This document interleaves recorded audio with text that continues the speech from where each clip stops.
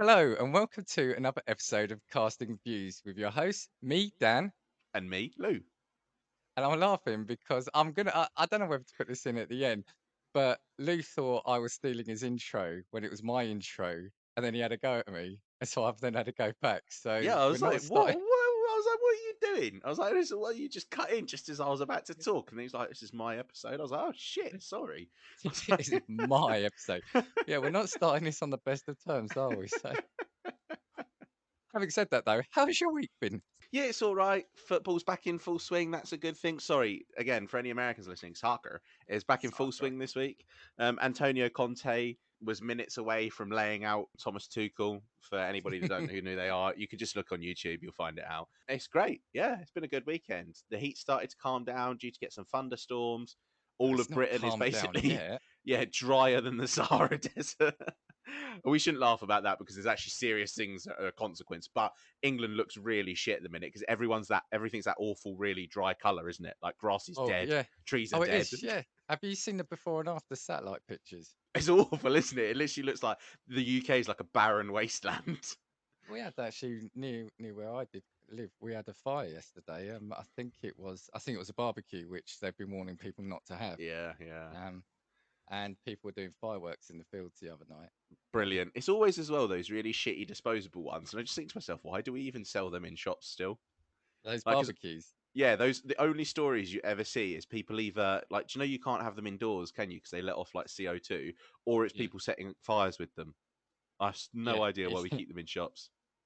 But oh god, the heat is just. I know we didn't moan about it last week, 'cause I think it was fine. But this week it's just been unreal. I was in London the last couple of days, and on the Saturday I was at this event. I told you about it. It was quite eventful, but it was this like performance theatre piece, and it's like they've got two buildings in London that are connected, and each building is like the fall of Greece or the fall of Troy. Sorry, and one building represents Greece, the others represent Troy.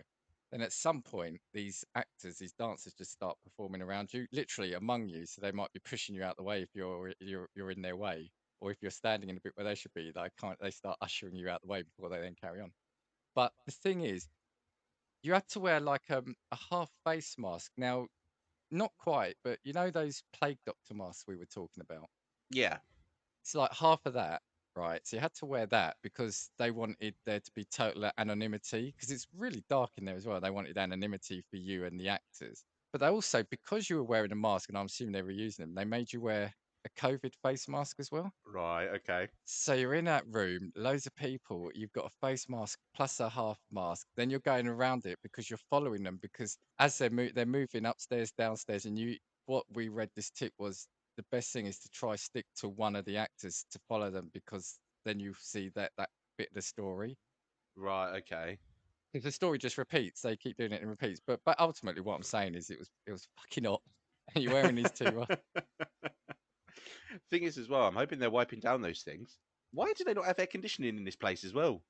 I think they did, but it's just not enough. It's not strong enough Yeah. when you've got so many people. And then yesterday, I mean, I lived my inner geek. It was like this town they've set up again in London. It's like a Wild West steampunk themed town. But as you go in, you can either just walk around it. You've got actors who are playing like the general store owner, the postmaster, the miner, this and that. But you log into this website and it gives you a mission, and it will say there have been earthquakes in the town. Go speak to the store master to find out more. You'll speak to him and he goes, oh, yeah, we think there's a shady character who's causing it. And then you have to go speak to the guy in the mines who then sends you to this. You have to then find this file in the library. You then have to go to this thing. And at the end of the mission, you get a playing card with the mission you've completed. So it's like being a main character in an RPG helping out Yes, like real life NPCs. Oblivion. Yeah, they're side quests. It's good fun. It's called if anyone finds himself over here, what's it called? Phantom Peak. A lot more of these like live action experiences are properly coming to London as well. Because I not long ago went to that Alcatraz bar, and that's like a whole performance thing. Yes. And then, like, I remember getting dragged into like what was basically just a broom cupboard with some other random stranger, and then I was just taking shots with a dude with a really poor Southern American accent in this broom cupboard. It was a really strange experience. Glad that I did it. Wouldn't do it again though. but worth a check out if See, I you've got think the these things ability. are worth a go. Like that first one I told you about. What was interesting about that? They didn't want you taking pictures or cameras, so when you went in, they gave you they gave you this little zip bag that you have to put your phone in, and then they zip tie it up, and Right. you then Okay. carry it around with you. You don't get it open until you leave at the end. Ah, right. That's quite a good idea. They should do that in more places. Yeah. Now, at first, then transpires a couple of the dancers they do get fully naked in front of you, so it might be because of that. But Ah, it was right. brilliant. Yeah. No, but it was brilliant just walking around, not using your phone Yeah, yeah. and not seeing all these lights in the as people are taking pictures and that. Could do it for museums and for Yeah. cinemas Yeah. and Yeah. for Oh, def shows. Brilliant definitely ideas. cinemas. But yeah, so that was my week. Oh, and of course, the episode. Well, when we're recording this, it was out yesterday, but our episode with Sugar Coated went on, and they're brilliant, aren't they? Yeah, they are. Like, it is just literally. The thing is, as well, in reality, I haven't checked it out yet. I need to listen to it. But usually, we're there for actually like 2.5 hours. So I don't know how long the actual episode is or how much they've cut out. But it's strange as well because I feel like I've known them for years. Yeah, oh, they're brilliant, aren't they? It's a two-parter. I've listened to the first part. They've made two parts. We should have learned from that with some of our episodes. Yeah, we should have done. In reality, we missed a trick being like, fuck, what are we going to talk about next week? Well, if we'd have cut last week's episode into two, we wouldn't have had Yeah, this problem.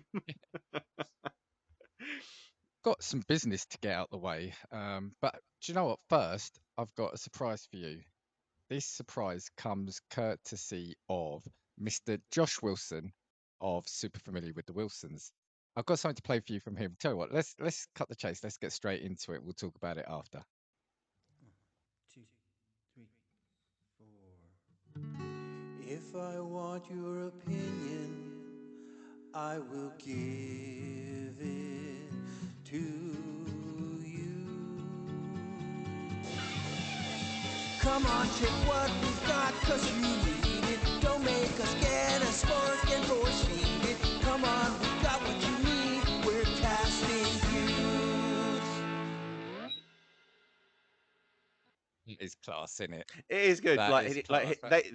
He actually sat down and made that for us. We've never had like a professional theme tune. No, and Dan got his ukulele out once, and we were like, "Nah, fuck that."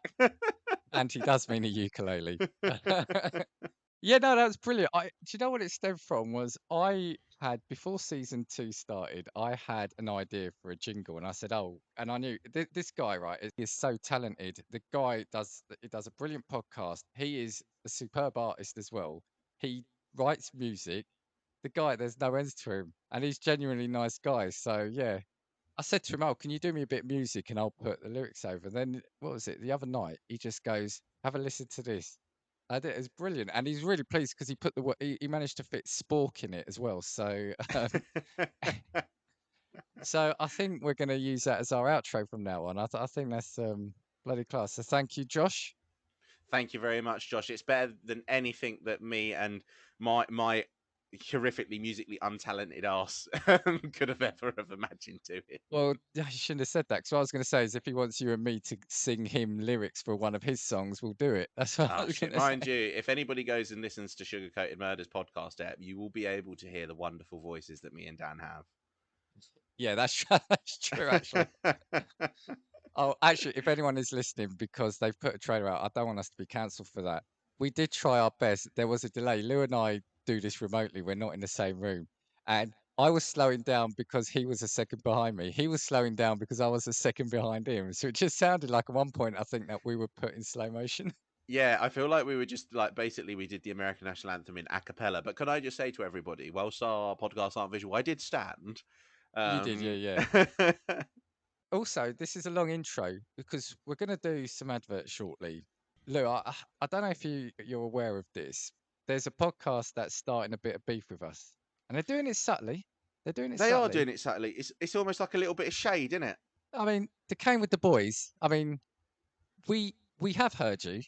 We have heard your podcast. Don't think it's gone unnoticed. I mean, I'm starting to think that we don't rise to their or we don't sink to their level. Sorry. Um, I No, don't no. know. I think we should be the better. better podcast. What? See, this is the thing. This is the difference between me and you, because I was thinking that what we did is we just utterly destroyed the level that they were at by sinking so low that there was no coming back. Actually, screw you, decaying with the boys. yeah. Fuck Screw- the game with the boys. Yeah, you guys. We're not You about this guys. bullshit anymore. We Brits, you understand that? We Brits, we bulldog spirit over here, and we're Italian as well. So there's And, a little bit and yeah, and we really are miffed at you. Yeah. Do you know what's going to be funny is that I can imagine that this is just going to end up being one huge slanging match, and at the end we're going to be like, yeah, fuck these guys. all I'm saying, I'm just saying it now, Matt, Adam. Like I said, you have been heard. We are going to take a bit of time. We're going to go away after this podcast. We are going to work out whether we send our people after you, and that's not a threat, by the way. That was supposed to be a joke for like lawyers, but I can see that might sound a bit It's not a threatening. threat; it's a fucking promise. Yeah. But we are going to respond in kind. So, we love you. I mean, we do. But, we're really peeved. I just want to So, say, like, they're going to bring out the inner Enzo Amore in me. To be honest with you. well, we've Oh got my god, do you not get we've that got some Enzo talking Amore to do. reference now? No, no, I do. I know I do. But we've got some talking to do. We've got some talking to do. They came with the Right. boys. You may have started it, but we're going to finish it. That's We all I'm are saying. going to finish it. So, look, I just we need to calm down. Let's do some ads. Right. Okay. Well, I do want to ask you a question. Do you like reading? Oh, I just don't have time for it anymore. I don't like reading. I never like libraries. I never like books. But that's why I'm glad I found Newsly. Because Newsly is an all-in-one audio super app for iOS and Android. It picks up web articles about the most trending topics on the web at any given moment and reads them to you. But it doesn't read them to you in one of those like Dalek robot-y voices. It actually reads it to you like a real human. So for the first time ever on the internet, the entire web is listenable, which is great for people like me. And it's all in one place. You can browse articles from topics that you choose and start playing. So stop scrolling and start listening. You can follow any topic, specific as you like: sports, tech, business, science, Bitcoin. And Dan really likes to reference the Kardashians when he talks about Newsly. So I don't know who he's following. Who doesn't? Who doesn't? Maybe we need to do an app on that. And it will find you the latest articles on all of these topics and read them to you aloud. And they have podcasts. So you can explore trending podcasts from over 80 countries, and even our podcast, Casting Views, is on there too. And they even have digital radio. You can download and use Newsly for free at www.newsly.me or from the link in the description. And you can use promo code CASTV that's also in the description to get a 1 month free premium subscription. Yeah. I'd love to have it read to me from like Adam from Decaying with the Boys. Actually, no, I don't. Screw that guy. Yeah. Imagine having this soft-spoken guy to come over there. No. You want Dan and Lou's soft, wonderful voices screaming your Kardashians articles. Usually out we're here. available. Usually we're available. Oh my god, does it? No, go on. No, I can't say it. I No, can't don't say say it. it, don't. I'll save it. I'll save it. I'm going to save it. We'll That put joke's it- coming out of the locker at some point. We'll put it in the Patreon. Right, for our pod promo, ironically, it's going to be super familiar with the Wilsons. So we've already mentioned them a short while ago, or Josh at least for the tune.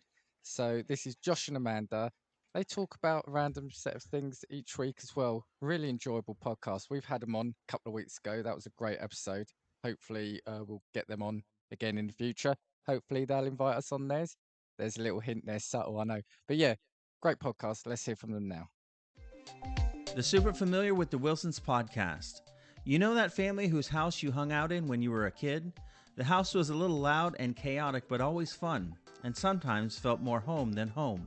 Well, that's us. We're the Wilsons, and we welcome you into our podcast with silly chat, ridiculous games, and interviews with interesting people. Like a spin doctor. The Super Familiar with the Wilsons podcast. Welcome home. And we're back. So, right, finally, we get into the episode now. Yeah, gee, people have been saying, like, these guys have been talking shit for 15 minutes. I was actually going to say we could wrap this up. I'll keep this subject for another week. See, this is what we need to be doing, is sending out our episodes so that we get more to people.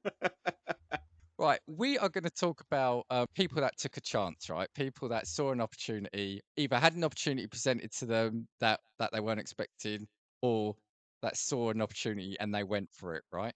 Yeah. I think that's how we framed it. Now, I've got a couple. I think these two are brilliant. I don't know what you're bringing, but I think, well, mine are inspiring. I'm not sure how, because we know you're normally the doom and gloom guy. But mine are quite inspiring. So, what do you think? I did see something. It sounds obvious, but I did actually see something today saying that people who do take risks and chances are generally more successful. I mean, that kind of makes sense, right? Yeah, I mean, like factually, you would think so, and I feel like at some point in life you have to take a risk. Yeah, every day you take risks. It just depends the level in which Yeah. you're willing to take them, doesn't it? I mean, I'm not no, willing no. to. Well, I was I'm gonna not say willing no to one. put my. Oh, we just did that again. Right, you go, Jinx. then I'll go. No, I was gonna say nobody ever won the lottery by not buying a ticket, right? Yeah, this is the thing. I mean, but the level of risk that I'm willing to go to is like, would I trust throwing myself out of an airplane with a thin sheet of plastic material? Fuck no. But risks that have my ass firmly planted on the ground, I think I'm happy with. Yeah, but so I'm gonna start with. I think this is brilliant. I mean, this. I was gonna say I remember when it happened. It's not like it was like decades ago, but it was actually 2006, and I remember when it happened. If I said to you Guy Goma, do you know? Would you know what I'm referencing? Yeah, your I think laugh I is, do. Yeah, yeah. Probably. Do you know what? If they ever do, do you know those TV programs that sometimes they do where it's like the best British like culture moments on Yeah, TV? This yeah, has to be in like the top five, surely. yeah. So for those of you who don't, and even if you do, it's still a fun story to recount. But Guy Goma basically was one of the best cases of mistaken identity you'll ever see. So just as a little background, he is a Congolese business studies graduate from the Republic of Congo, and he was accidentally interviewed on BBC News 24 on the 8th of May 2006. Basically, he was there.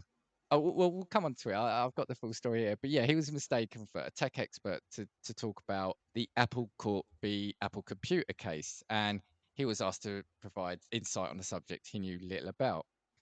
So the way it happened, now I never really knew this bit. So Guy was waiting in the main reception area of the BBC TV centre in London, and he was actually there for an interview. You see, this is why it's quite funny. He was there as a he was applying for a job as a data support cleanser in the BBC's IT department. At the same time, somebody called Guy Cuny. So already we've got Guy Gomer and Guy Cuny. A British technology expert was in another reception area preparing for a live TV interview on the Apple case that we mentioned. So this was Apple's computer court case with the Beatles record label. The producer sent to fetch Cuny was told that Cuny was in the main reception area. When he asked the receptionist where Guy Cuny was, she pointed to Guy Goma, even after he was asked if she was sure this was the right person.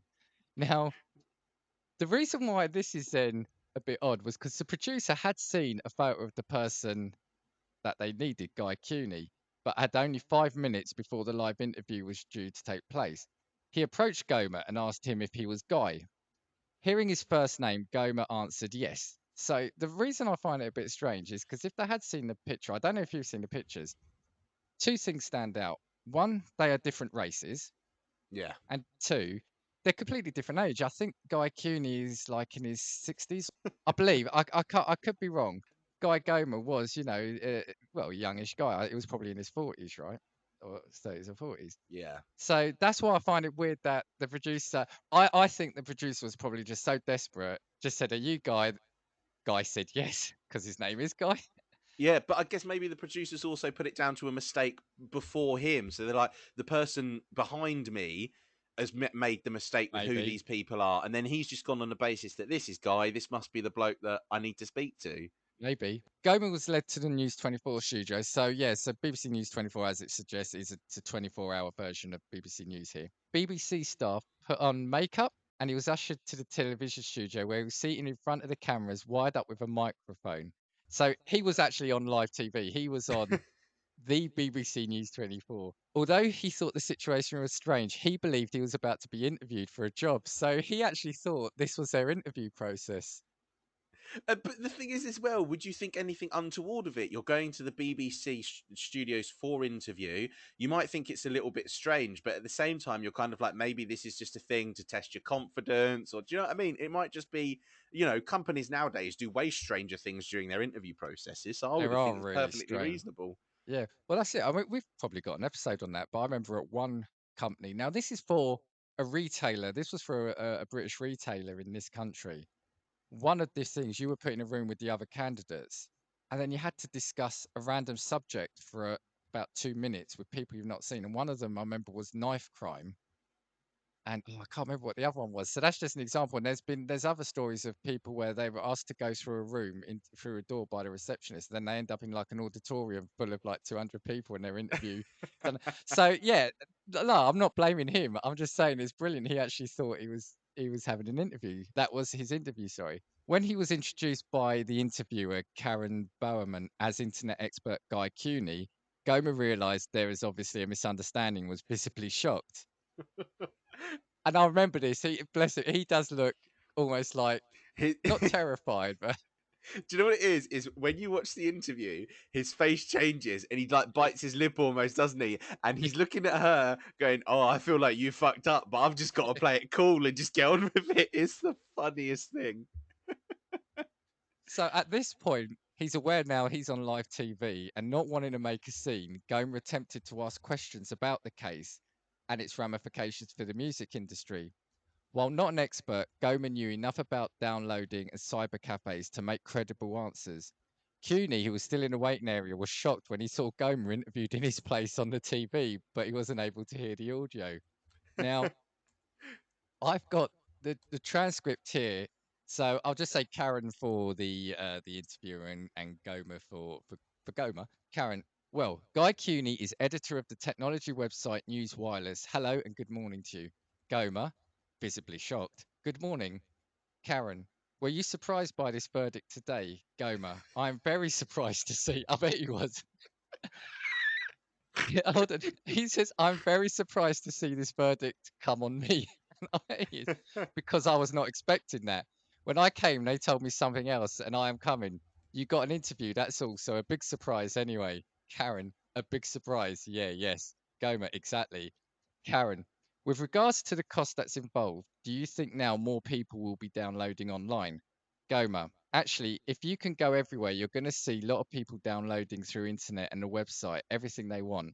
But I think it's much better for development and to improve people what they want and to get on the easy way and so faster the things they're looking for. Karen, this does really seem to be the way the music industry is progressing now. That people want to go onto the website and download music. Goma, exactly. You can go everywhere on a cyber cafe and you can go easy. It's going to be an easy way for everyone to get something through the internet. Karen, and I think at this point she must know, Guy Cuny, thanks very much indeed. And that's where the interview ended. It's honestly, if you can have a look at this and you're at home and you've not seen this, it's one of the funniest things around. And you know what? All credit to Guy Goma for the job that he did interviewing, because so many people would have buckled and panicked or fainted, and the guy just fully answered the questions. And the thing is, as well, if you watch it, apart from that one look at the very beginning, you would have thought that he was the Yeah, guy. yeah. Guy, don't say Guy because there's Guy Oh yeah, now. yeah. Tell you what, I've got just two more bits that I want to say. Then we could talk a little bit more about it. So the aftermath of this was so 20 minutes after the television interview, Gomer attended his real job interview, which lasted 10 minutes. But this is a sad bit. He wasn't hired for that, which I think is pretty. I think it's pretty bad. I think they should have given him the job. Yeah, yeah. How can he not have made an impression with that? Yeah, yeah. As soon as the mistake was detected, the BBC recorded an interview with Guy Cuny for later broadcast, but that was never shown. The BBC instead brought in an alternative pundit, Rupert Goodwins, for the next live slot on the topic. On the 25th of May 2006, Goma got hired himself a celebrity publicist, and Goma and Cuny did actually meet later on at a later date. Now, the final bit I've got on this was I tried to find, there's not actually much you can find on him now. I think he really did have, and we'll probably talk about this, he did have like a 20 minutes of fame. Yeah, I'm trying to find stuff now, and there's really not much on it, but they said on the 16th of May, so when was the original? Oh, it was the 8th of May, wasn't it? This is funny. On the 16th of May, so just over a week later, Goma appeared on the Channel 4 news and was jokingly questioned by the presenter, introducing him as a Venezuelan citizen, a lawyer, and a doctor, respectively, on the topics of Hugo Chavez, the release of foreign prisoners into Britain, and Britain seeking medical treatment abroad. On the same day, he also appeared again on BBC News 24, but this time in a planned interview to talk about his experience. He later appeared in a comedy skit on the Big Fat Quiz of the Year 2006. And that's a big quiz show that happens every New Year's Eve. And this is what I remember saying to you when I thought about this was I thought there was a film made about him, but there wasn't. But film producer Alison Rosens, if I pronounce it right, Alison Rosenzweig, she stated in 2006 that she had begun developing a film based on his life, particularly this incident, commenting, he's a fun kind of internationally famous person that I think is an interesting source for movie material. As of 2021, no such film has been produced and Goma's current whereabouts are unknown. And in 2016, 10 years after Goma's appearance, the incident was named as one of the BBC's most memorable interview bloopers, and some outlets noted that Goma's prediction that more people would be using the internet to download music and other media they want was correct. So, Guy Goma, that's a brilliant story, isn't it? You know what? If of all of the people that we've talked about previously, if we could get Guy Goma on this podcast to talk about that incident, I think that would be one of the best episodes that we could ever do. Do you Because I know would what? love to know where he is Challenge. at. Like, where did that lead? Does he get recognised in the street? Because I feel like he'd be a person that I'd look at, do a double take, and think, I know this guy. I know this guy, the guy from somewhere. You would, Challenge wouldn't you? accepted. Because there's a week before this goes out. I'll see if we can find him. Oh my god, But could you imagine? It'd be amazing. Yeah, I mean, just hands down, this is I had to choose this. Now, obviously, I hope he's fine. I mean, they said there's not much known about him. Hopefully, he's just gone on and had a good life. At the time, this was just huge news, wasn't it? It It was. It was, yeah. was. I mean, a guy goes to the BBC for an interview, gets mistaken for another person called Guy, is pulled onto the news onto the live news set, is interviewed. He thinks that's his interview, and then both of them realise pretty soon that he's not the person they want, and then it's a really awkward interview. But like I said, he went for it. He didn't say there's a mistake, or he didn't freeze, or he didn't say, "Look, I need to go." He tried to answer the questions. This is the thing. I think it was great. It was an amazing performance from him. And again, he goes down as, do you know, like one of those like British cult heroes, do you know, from like British media almost? Like there's been people that have had like their 15 minutes. He goes down as like an elite tier, like level of in that group of people. I think it's absolutely hilarious. The whole instance, the whole situation is so funny. And at the end of the day as well, even though he didn't get the job with the BBC, he's probably more famous as a result of Yeah, him just yeah. having that one fuck up on TV. And it's a story that he can tell for the rest of his life. It's absolutely brilliant. So Absolutely brilliant. I'm not saying he should have got the job. If he wasn't good for the job, he should have got the job. But you'd have thought the BBC could have used him somehow, maybe Yeah. like on one of these programs they did, because they've. I'm not going to say they've embarrassed him. It was a joke. It wasn't even a joke. It was a mix-up. It was a genuine mix-up. But the guy did really well, and he gave them probably more publicity at that time than they were Yeah, getting normally. this is the thing. They created a star out of somebody who just was never ever intended to be in that situation. And they really could have capitalized on it. You could have imagined him if they'd have brought him back intermittently to do a weather reading or something. Do you know Yeah, what I mean? or Like on or an anniversary to do it. or bring him back to talk about a tech case.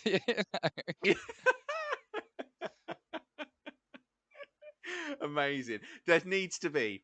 Do you know who needs to pick up on it? It needs to be like ITV that pick up on it. So ITV go out and get Guy Goma to do a weather Channel reading, 5. and they cut. Yeah, Channel 5. They cut to him, and he looks really confused, and that's his act. And then he's like doing the weather on TV. He's like, "I think it's going to be raining. I think maybe we'll get showers, but maybe it might be hot." I actually, like I said, obviously we're not laughing at him. The guy is a hero. I think if I was in that same position, your first reaction would be to freeze. Because you imagine if you realised you were suddenly on live TV, you weren't just. But the idea of a film, I think I actually want this. And people say, "Oh, what? It's a 5-minute interview." But if you think about it, right, they've got the fact that he's come from, the Democratic Republic of Congo. He's going for a job interview at the BBC, right? You've got his journey in the morning. I was thinking like one of these comedies. then you've got him waiting in reception. You then focus on the other guy making his way to the BBC. You could almost have it like a split screen, like sliding door sort of guy and guy getting ready, going to the BBC, waiting in their respective waiting rooms. You've got the harassed producer running down, getting the wrong guy, the wrong guy being interviewed. Then you cut to the correct guy in the reception looking up. He could be drinking a cup of tea, yes, because we're in Britain. He looks up, sees the other guy being interviewed. He spits his tea out everywhere, and then there's and then it finishes with them meeting up and having a chat. I think this actually is the makings, I think, of a brilliant film, even if it was a made-for-TV film. I agree. I agree. It could be even if it was, like a British mini series or something. Do you know where they do like Yeah, 3 individual, like 25-minute episodes? It yeah, could be yeah. brilliant. It could be like him starting off from the story beforehand, like you say. It could cut. There's so many great takes that you could have on it. It would be brilliant. I'd love to know what he was doing now though, because he is like a proper cult hero in reality. Yeah, well, in 4 years, it's going to be 20 years. So hopefully there'll be something. But no, genuinely, obviously, I hope, if the fact there's not much known about him, hopefully it means he's like slunk away and managed to live like a normal life, outside of this. But if we can find him, or if anyone does know, it'd be really intriguing to know, actually. But yeah, so I present to you my first one, Guy Goma. I think that's a really good way to start. And in reality, I feel like we're not going to top that this episode because I feel like that's a great one to start with. And when everybody watches the interview afterwards, you'll realise because it's absolutely bloody brilliant. Yeah, sorry, yeah, absolutely. I think it's just a fun story, and the guy, when you see him, he just looks so lovable, doesn't he? He looks so funny, so so just yeah, look like a really nice person. Right, my one on somebody taking a chance. So I've got one that I can run through relatively quickly, and I've got one that's a little bit longer, and then one that's a bit more immoral, I think. So I'll start with the one that I can run through relatively quickly. And this is the story. It's not a story in reality, it's a number of instances of Carl Power. Ever heard Carl Power, the name? Name doesn't immediately ring a bell. Okay, there's a famous picture which you probably will have seen of him. So he's basically a prankster, but not in a way that like harms anyone. Basically, he's more so like an imposter at events. Was he the Sepp Blatter guy? No, he wasn't. Oh That's no, Lee oh Nelson. oh, Although Lee we could Nelson. Okay. technically do a whole episode on Lee Nelson. The reason that Cole Power struck me is because he appeared in a Manchester United team photo before an away game in the Champions League knockout stage against Bayern Yes, Munich in 2001. Do you remember he was tagged on at yes, the end of the yes. thing? And then there's that picture of Roy Keane like staring at him like, who the fuck is that guy? And that takes some balls to do that with Roy Keane in there. Oh, yeah, could you imagine? And he just takes up a place next to Ince. He stands there and they take the team photo with him in it. And so he goes in full kit, boots and everything, and he's on the Brilliant. paper. And then basically it started like a tabloid newspaper like Manhunt. So he was on the front page of like tabloid newspapers in the UK, and they were all like, "Who's this guy? Who snuck onto the pitch? How did he do it?" He then eventually was named to BBC Sport, and they revealed that he'd entered the stadium basically pretending to be with the team TV crew to gain access to the pitch, and then he just walked back to the stands to watch the game in his full kit. Brilliant. So he stepped Brilliant. onto the pitch, got in the photograph, and he's now there forever. It's so funny because it was actually an important game as well, like Champions League Yeah, knockout. These yeah. are big games at an away ground, and then he just walked back into the stand. I think it's superb. And then there's been a couple of other instances. So at the British Grand Prix in 2002, now whether or not he had multiple outfits already prepared, I don't know. But Michael Schumacher won the British Grand Prix. So what he did is he put sunglasses on, a red race suit, and he beat Michael Schumacher to the podium and started waving at people, pretending to be Michael Schumacher. And This there's this pictures of him on the podium, like pointing to people and celebrating. And I was like, oh, it's unbelievable how funny, like the instances of him, like being an imposter and just managing to sneak through what you would have thought would have been really he's got like brass stringent ones as well, hasn't he? security. He's got Yeah. brass ones, yeah. It's so funny. Another one of his most famous like cons, I guess if you would call them, he managed to get he managed to get onto centre court at Wimbledon and play Oh, a wow. short game of tennis before Tim Henman played. I thought you were going to say with Tim Henman. Do you know what? Imagine if Tim Henman came out and it was just like a low-ranked tennis player and he had no idea who he was, and they just started assuming it was. But yeah, went on relatively unchallenged, just started having a game of tennis with one of his friends, and all dressed in white again. And you would imagine that people in the crowd would have been like, "Oh, maybe they're just like doing a bit of warm-up. Like it's just a couple of players that are taking a bit of warm-up." Yeah, It's yeah. just so funny. And again, the confidence that he must have had to do it. There was one as well. There was a reenactment of a Diego Forlan goal. So Power and a few other of his like friends invaded the Old Trafford pitch prior to a Man United game with Liverpool in 2003. They were dressed in full Manchester United kit again, and they reenacted a goal scored by Diego Forlan earlier that season, but he was subsequently banned by Manchester United for life from the stadium. And I imagine that was probably a combination of the Champions League stunt a couple of years previous. But honestly, it's just absolutely hilarious to see the guy being like, you know what? I could probably get in a photo like that. I Yeah. could probably take a bit of the limelight. I just thought it was absolutely hilarious. My takes on these, right, are one, it's bad, but it's bad in the sense of how he's able to do this. Like you said, all of these games, Champions League, the F1, Wimbledon probably less so because the courts, when you're in there, I guess the courts are open. How the hell did he get through all security? How did he flag that he was part of the TV crew? How did he get onto the podium at the Formula One? But take that aside, because that's a negative aspect of it. The guys, that's brilliant.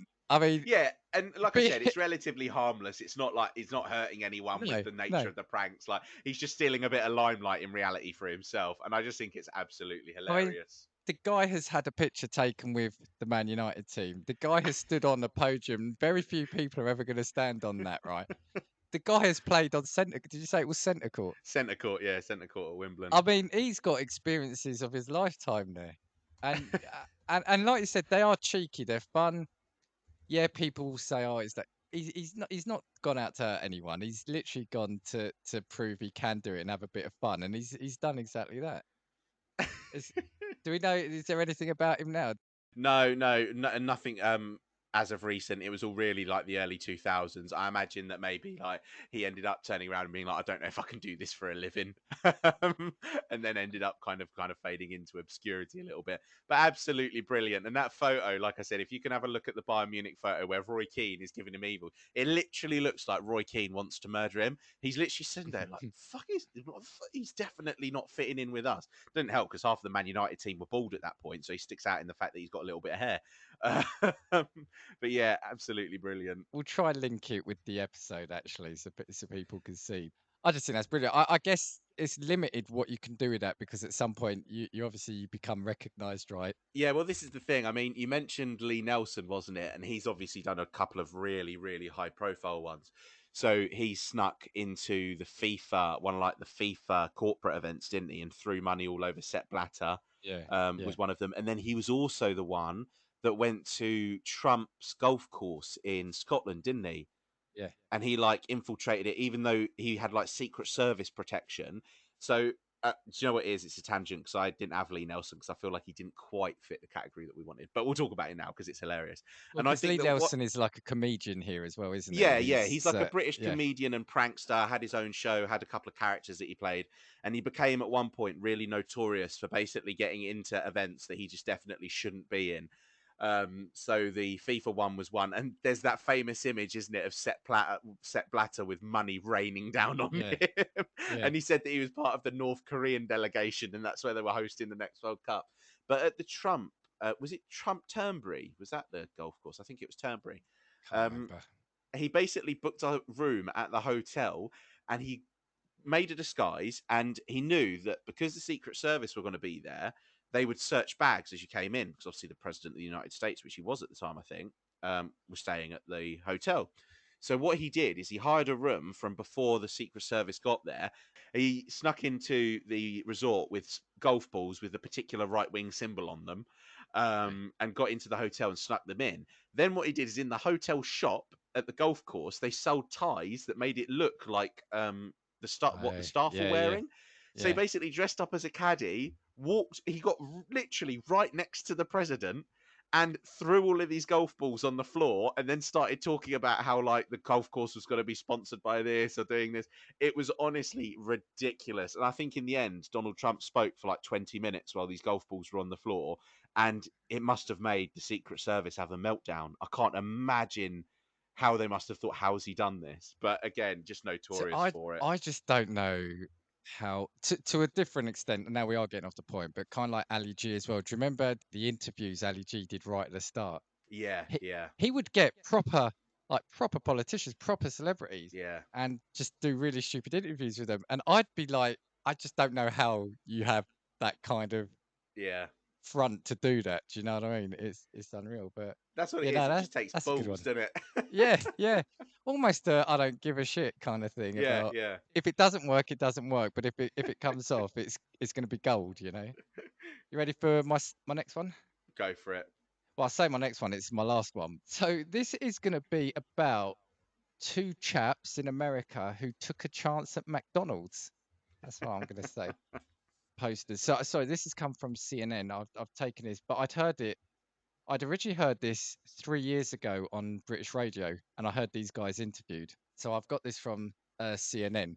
But this is about a guy called Jeff Maravilla.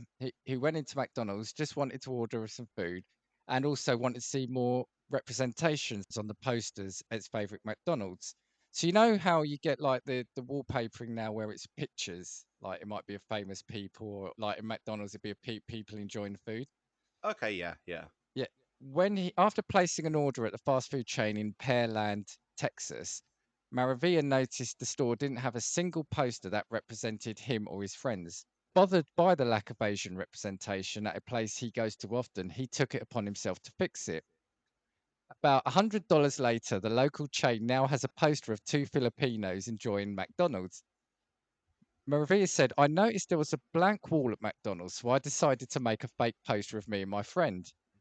And he tweeted this, so it's out there. He tweeted along with a photo of the two friends sitting by the poster. So have a look at it. It's brilliant. The fake advertisement was hung up on the 13th of July. And I didn't get the date this was in, but I think it was about 2018, actually, 2018, 2019. So the fake advertisement was hung up on the 13th of July. And after 51 days, so it took them almost 2 months to notice, Maria thought it would be a good idea to share him and his friends' mischief with the world. The world responded. His tweet had more than 900,000 likes and was shared over 237,000 times. We both can't believe how much this attention has been getting. I hope this can open the eyes to not just McDonald's, but other major companies that can embrace different ethnicities, Maravilla told CNN.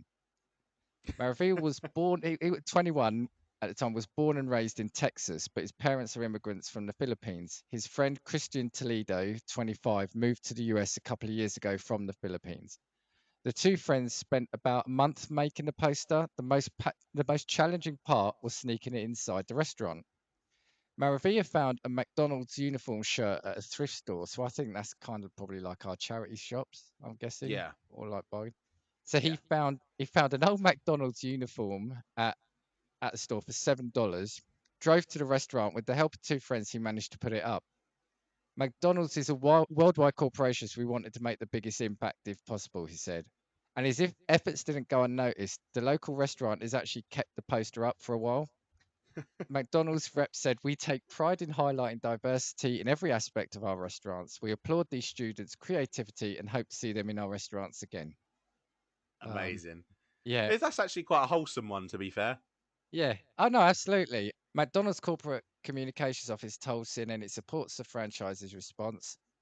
When asked if he had any other requests for the company, Maravilla said yes. Please hire me to be a poster model, he joked, but really representation matters. Now, yeah, sorry, this was 2018. In September of that year, I've got an article here that they appeared on the Ellen DeGeneres show. So, again, he was still 21. He added, the past few weeks have felt like a dream. While they were on the Ellen DeGeneres show, they were each presented with a check of $25,000 each from McDonald's and told they would be starring in a marketing campaign. Oh, amazing. But the question remained over how McDonald's would respond to the poster. And on the 4th of September, Jeff discovered its fate while eating at the same restaurant. I got a call from Chris Stanley at McDonald's corporate while I was eating with my friends, he told the BBC. My first thought was I was in trouble, but far from being in trouble, Mr. Stanley told Jev that they loved it. He invited Jev and Christian to an event at the restaurant where they signed their poster before it was removed to be auctioned for charity. They had to take it down because they were renovating the restaurant, he said. And now, after the renovation, they only had pictures of food, no people. I've then tried to find where they are now. Again, I couldn't find much because they are only young, but I actually looked on LinkedIn and they are one of them. I think Christian is still said to be a public figure for McDonald's, but the main guy they talk about, Jev, is actually he's at Newsweek as a lifestyle and entertainment video producer. Oh wow, that's cool. So yeah, so just imagine it: two friends at McDonald's look at the wall, say, "There's no one that looks like us on there." So they spend $100. They find the best bit is finding an old McDonald's uniform in a thrift Yeah, store. amazing. Yeah, make a poster, sneak it in, put it up without anyone noticing.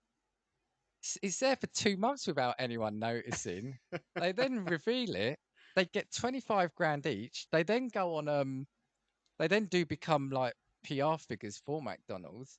And then, they've each gone off and he's now lifestyle entertainment video. I think, again, it's another really good feel good thing. They took a chance. Again, it wasn't anything out of order. They did something creative while also trying to make a point, and that point was made, and they got rewarded for it. I think it's brilliant. Yeah, I think that's quite a wholesome one as well, because again, it's like one of those things where people are taking a chance. It's not actually doing any harm to anyone, and there's a really cool outcome at the end as well. And I think in reality, it's a fucking genius idea, to be fair. Yeah, yeah. Have you? I don't know if you've had a look while I'm talking. Have you seen the picture? Because I have seen, and I've seen the pictures of the posters, and that's because the thing is, it looks like a proper McDonald's it ad. does, it does. And like I said, they spent $100 on it. So the fact is, if worst case scenario they didn't get anything, they were $100 down. you know. Yeah, it's literally something that started off as like a joke between two friends, which has then got like super serious because it's well funny as well. There's pictures of like them stood in front of the ad as well, isn't there? Which is like Inception, isn't it? It's Yeah, like, it is.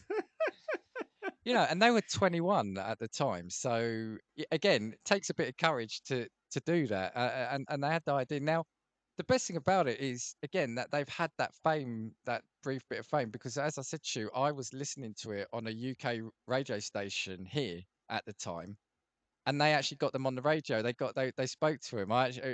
This reminded me because I heard it a few weeks ago. I was replaying it, and yeah, they interviewed him, and it was great. Could you imagine that one day, the day before this, he's sitting at home just watching TV. The next day, he said to his mate, "It's like I say to you, Lou, should we go to McDonald's today?" We go there, you look around, and we say, "There's no one that looks like us." You and me, we put a picture up on the wall of us, and then we're being interviewed by international media. They're getting $25,000 each. They're then being invited to be PR for the company. One of them is now a lifestyle and entertainment video producer for, Newsweek. That's brilliant, brilliant. I agree. I think it's a brilliant one. And I heard about it when it had initially happened as well. And I just thought to myself, it's just a brilliant idea. It's just genius. And the thing is, as well, these things, like people taking a chance leads to not only just having a laugh with your mates, but then to like fully fledged careers Yeah, that yeah, span out of these things through the fame that you might have generated. It's absolutely hilarious. And I also like the fact that McDonald's kind of just got on board with it yeah, and yeah. allowed them to run with it as well. I think that's really, really cool. So, should we try do a casting views one up in our local one? Yeah, you know what? Oh my god, could you imagine if there's literally just like pictures of me? Maybe it could be me and you posted up with a microphone, but then just styled like whatever business it is. Yeah. Yeah. Well, that's what he done. Yeah. Again, like I said, fair play to them, and yeah, they got rewarded. Nothing. It's yeah, inspirational. Go take that chance if you can. Amazing. I've Although got I'm not one. sorry, I was gonna say I'm not saying to go plaster posters up in McDonald's. I'm not necessarily condoning that. If Mr. McDonald's is listening. Yeah, don't do anything that's going to get you like criminal punishment. We won't endorse anything like No. that. My next one, I think you might have heard of him through what he did afterwards, is about Adam Pacitti. Oh yes, the name. Name rings a bell. Yeah, He, from the way that I had ended up following him like long term, was through I think What Culture WWE and just What that's it. Culture in Yep, general. Do you remember yep, him? Guy with yeah. glasses. There's a couple of things that I want to talk about, but I'm going to talk about his initial kind of come up. So this was in 2013. Adam Pacitti is, or was in 2013, an unemployed graduate out of university, had no job, had no idea what he wanted to do. So what he did is he hired a billboard for £500 in Shoreditch, and he posted a picture of himself and the text, I spent my sorry, I spent my last £500 on this billboard. Please give me a job. And then he linked Oh, yes. employadam.com, and he created a tailor-made website where people could watch like a video run through of his CV, and learn a little bit about him. The website ended up getting more than 1.5 million hits from around the world, and he ended up getting thousands of emails, and I think in the end he had over 100 job offers, Oh, all right. Yeah. because of this billboard that went up. And he turned around and said, he was like, I was hoping it would go viral, but ended receiving coverage from newspapers across the countries and websites around the world. He basically just had job interviews from like marketing agencies. Everyone was basically flooding him with job offers. And he said, employers ended up emailing me contracts before we'd even spoken. Wow. Wow. He ended up landing a job with a production company called Keo, and it's basically behind of loads of like huge film projects, that sort of thing. This was back in 2013, because then obviously he went on to do stuff with What Culture, and they basically gave him a job greenlighting him to pitch his own ideas, and one of them's to get people basically the opportunity to help other people in his position. So he was basically working with job seekers to find innovative ways to help them find work, and that's what he did immediately after this billboard went up. And it's really funny as well, because after he got a job, it turned around and he bought another billboard, and it said, I spent my first wage packet on this billboard, thanks for helping me. And Brilliant. it's just Yeah. utterly class. And he was the first, because since then we've seen people that have stood outside train Yeah. stations with Yeah. CVs and that sort of thing. But I feel like he was the first one that I remember that went above and beyond and just like destroyed the game with like self promotion. It was absolutely genius marketing. It really is about, like you said, people have done it since, whether it's like that or they've done a funny like CV or they put it on the internet now. But it's about being that first person, isn't it? Being that Yeah. originator, and people who come up with these ideas at that time. Well, fair play to them. Yeah, honestly, absolutely brilliant. And then he went on to work at What Culture, got a little bit of a media following, ended up doing something that he really enjoyed anyway. Like, honestly, just bloody brilliant. A really cool story, and it just makes you think. Sometimes thinking outside the box is the way that you need to go, because it just genius. Because the thing is, as well, if anything, it would make you laugh, and you'd probably take a picture of it. So Yeah, even in and of yeah, itself, it was a genius idea, with him knowing that there might not even be anybody that looked at it seriously. It was a case of, this is just something that I'm going to do for a bit of fun. And I think that that's what the consistent thing is with all of these like people. They're doing it for their own reasons, but the side effect and consequence of it is a much wider benefit, basically. Like, even when you look at like the prankster, he's immortalized by having a photo with United. The two guys with McDonald's are now working on yeah. McDonald's campaigns and have led them into other jobs. Like, it's genuinely brilliant. I feel like now we need to get Goma back into the public eye, because I feel like he's the only one that's not benefited in the long run. Well, that's what I was going to say. But I yeah. was literally thinking about that when you were saying this. Now, did you say he did this though out of desperation, or he just thought this might be a clever idea to do it? Yeah, he genuinely did it out of desperation. It was his last Desperation. 500 quid.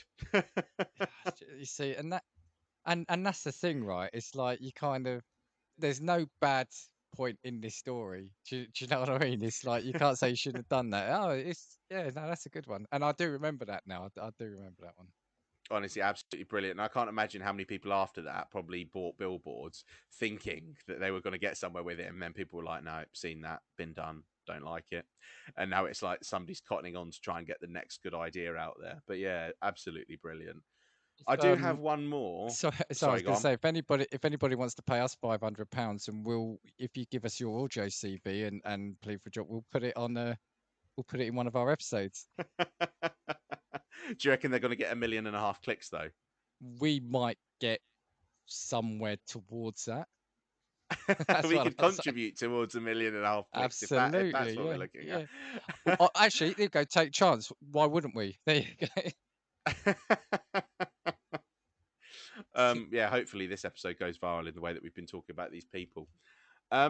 The last one that I've got is it's difficult to know whether it's someone's taking a chance. It's somebody that's taken a chance and fucked it up, basically. Okay. So this is the Boston Marathon, April 21st in 1980. No, no ringing, no No, bells ringing. no, no. Okay. So this is a story about Rosie Oh, hold on. Ruiz. Is this someone who cheated? It is somebody Yeah, who okay. cheated. Yeah. Yep. Yep. Go on. Yep. Okay. So this is an article from Time. It's absolutely brilliant. Rosie Ruiz must have seemed like the fittest athlete ever to run a Boston Marathon. She finished the first among the marathon's women's runners in near record time, just over 2.5 hours. Now, when she turned up at the end of the race, she wasn't sweating. She looked perfect. Her hair was still done. There was nothing that really indicated that she'd run 26.5 miles. And that's because her strategy was, why run? Why run? Why run the marathon? I don't need to.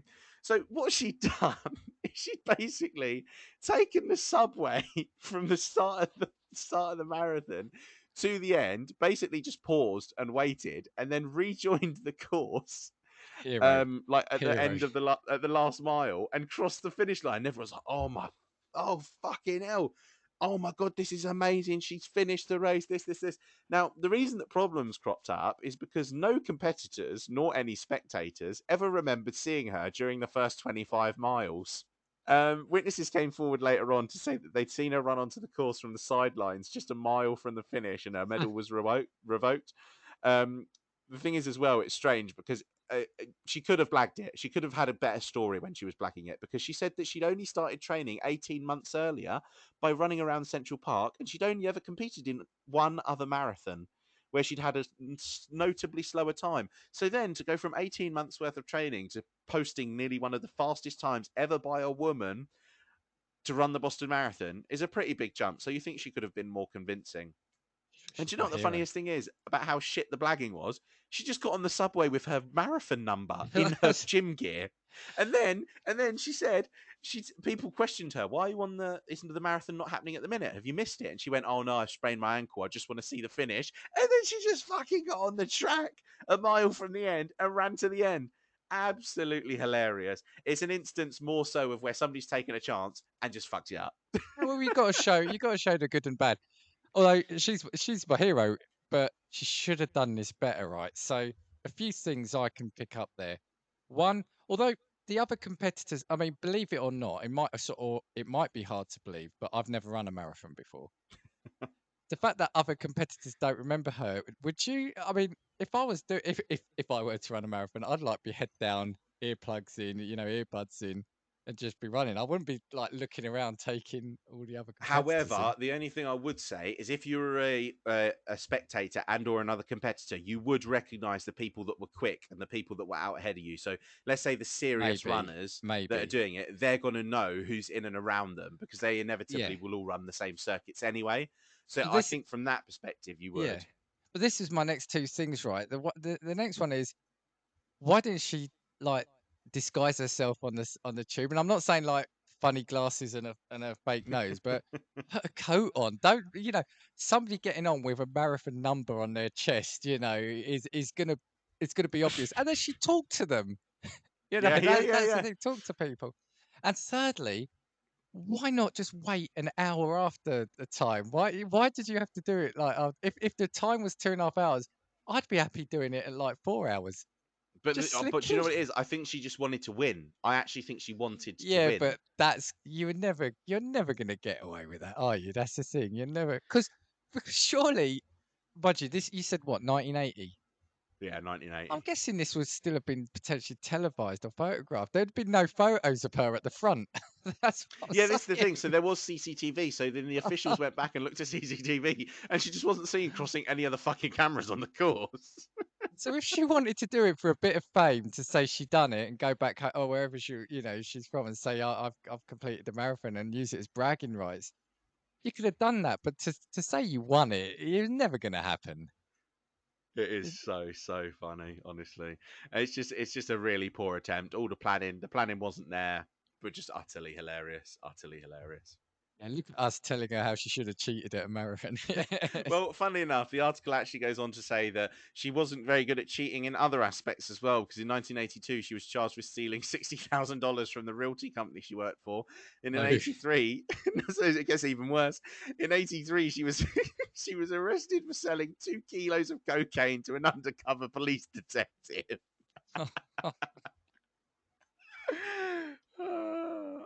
It's just so funny. Like, like honestly, you would think at the point of not getting away with stealing $60,000, you think, right, what can I get? I'm really bad at getting away with really serious things. I'm getting progressively more serious. What should I do? Sell coke? Yeah, yeah. That's the thing that I'm going to try next. But yeah, honestly, absolutely hilarious. do you think, no, that if she did this now, that she'd be more? I think she'd be more of a celebrity, right? Do you think it's just she did it at the wrong time?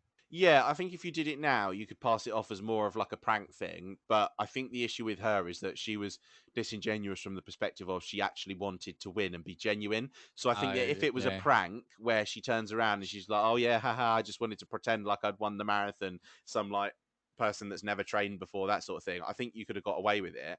But the fact that she's turned around and tried to actually play it off as a victory is the bit She that's didn't pissed even. everyone off. Yeah, she could have spun it at the end. She Yeah, could have spun it because, yeah, 100%. now if you think about it, she'd be all over the internet. She'd be on TikTok, on Twitter. She newspapers, tabloids would be after her for an interview. She'd probably appear on daytime TV. It's probably she just did it at the wrong time. Yeah, 100%. 100%. You always see these programs like I was watching The Office recently, the American version, where they're doing like I don't know if it's a marathon or a 10. I think it was a marathon, and a few of them get in a taxi, go to a bar, have some drinks and some food, get in a taxi back, and then just finish it, at the end. And it's like you always see things like that, but to know someone's done it. I don't suppose. Have you seen? Did it mention if anyone else has done something similar?